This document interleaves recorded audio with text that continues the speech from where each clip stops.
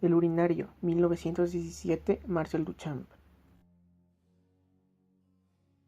Acerca del autor. Nombre, Marcel Duchamp. Fecha de nacimiento, 28 de julio de 1887 en Francia. Fecha de fallecimiento, 2 de octubre de 1968 en Francia a los 81 años.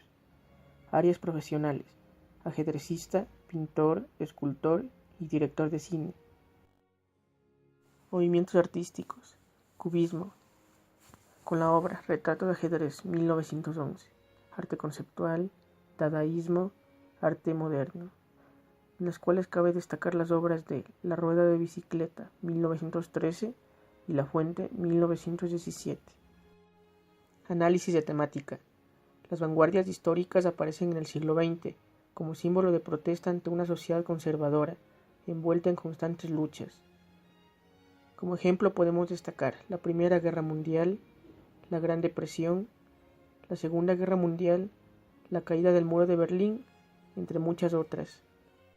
Su propuesta rupturista fue tan radical que más de un siglo después sigue siendo el paradigma del arte de vanguardia, dado que en la época se produce en el arte una auténtica revolución de las artes plásticas. Comienza a descontextualizar objetos prefabricados, dotándoles de nuevo significado.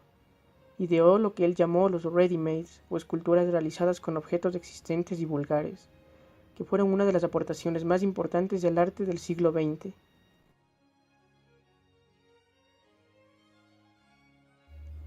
El famoso urinario, el mingitorio, la fuente o de Fontaine es el más emblemático y controvertido de los ready-mades de Marcel Duchamp, por el escándalo que originó al ser presentado el 9 de abril de 1917 en el Salón de los Independientes de Nueva York.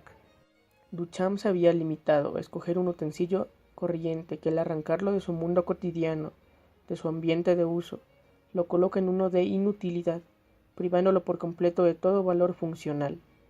Retira los objetos de su contexto habitual y los sitúa en otros, los recontextualiza. Análisis técnico. Materiales: barro blanco, cubierto de cerámica y pintura. Dimensiones: 63 centímetros por 48 por 35. Tipo de arte: escultura. Ubicación de la pieza original: extraviado. Actualmente existen 15 réplicas del año 1950 en diferentes museos. Análisis simbólico. La obra ha sido interpretada de infinidad de maneras, desde un gobierno que nos trata como desechos, hasta como una representación de órganos sexuales femeninos. Entre una de las tantas explicaciones simbólicas que existen relacionadas con de Fontaine, tenemos aquella que relaciona el urinario con la Primera Guerra Mundial. Hay una multitud de fechas que pudo haber escogido, pero optó por 1917. Obviamente, esa fecha en particular es importante para expresar lo que quiere decir. ¿Qué pasó en ese año? Pues muchas cosas. México adoptó una nueva constitución, Mata Hari fue ejecutada por espionaje, y en Turquía, Davran y sus rebeldes árabes salieron victoriosos en la batalla de Akaba.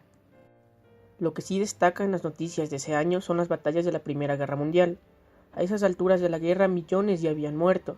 Nada más en la batalla del Somme en el año anterior murieron más de 1 millón de personas. Duchamp escogió un urinario para relacionar esto por su similitud funcional con una fuente, y el hecho de lo que se deposita allí son los desechos del cuerpo. Además, el urinario está montado al revés, lo que lo convierte en algo inútil. Es solo otra forma de expresar los efectos negativos de una cultura que condujo a la muerte de millones. Otro elemento muy importante en el urinario es la firma Eremut. Duchamp pensaba que hay que acabar con esta cultura y sus jerarquías y liberar a la gente del rey, el jefe y el padre. E incluso la obra debe liberarse del dominio del autor y su deseo. Esto nos lleva a la firma. Duchamp no lo firmó con su nombre, sino con Eremut, digamos una persona cualquiera. La obra no pertenece al autor, sino a quien la interprete. Otra de las interpretaciones relacionadas con el origen de la obra de Duchamp tiene que ver con la baronesa Dada, en la cual la obra completa se le atribuye a ella.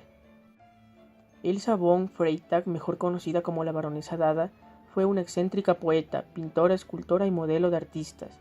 Esculpía, realizaba performances callejeros, escribía poesía e ilustraba. Durante un momento de su vida empezó a posar para otros artistas. De esta manera conoció a Duchamp. El 11 de abril de 1927, Duchamp envió una carta a su hermana en la que explicaba: una de mis amigas bajo un seudónimo masculino, Richard Muth, Eremut, me ha enviado un urinario de porcelana como si fuese una escultura. La carta se publicó en 1987, pero nadie quiso romper el ya arraigado mito urinario Duchamp. La explicación para no tomar la carta en serio fue que el artista solía firmar con seudónimos y le gustaba jugar a cambiar de sexo, habiendo utilizado en varias ocasiones el heterónimo de Rose Elvay. La realidad es que Duchamp no reclamó la autoría de la obra hasta 1950, cuando ya había muerto Elsa von Freytag, asfixiada por una fuga de gas en París. Análisis del estilo. Dadaísmo. La palabra dada no significa nada, y según parece fue elegida al azar. Se identificó por una actitud vital opuesta a lo que la sociedad consideraba como artístico o de buen gusto. El dadaísmo exploró 3 formas de creación del arte. 1. Poesía fonética. Poesía de carácter abstracto que renuncia al significado de las palabras y toma importancia solo el sonido que éstas emiten. 2. La posibilidad de reutilizar cualquier material de desecho como material artístico. Y 3. La esencia de sus obras se basan en sus vivencias, mas no en su venta o coleccionismo. Mensaje. El artista descontextualiza el artefacto, es decir, lo extrae del lugar en donde la cosa debe funcionar. Un objeto, como el urinario, está hecho para permanecer en un lugar específico, no en otro. Duchamp va en contra del animal de costumbre, lo despoja de sus hábitos, de sus convenciones y le hace creer en algo que jamás ha creído. Crítica personal. ¿Es que acaso todo puede ser arte? Personalmente creo que desde el mismo momento en el cual el objeto se extrae de su lugar de origen y se lleva a un museo, se carga de interrogantes que deben ser interpretadas. En muchos casos la ignorancia no nos permite apreciar la belleza que existe detrás de algo que aparentemente es banal.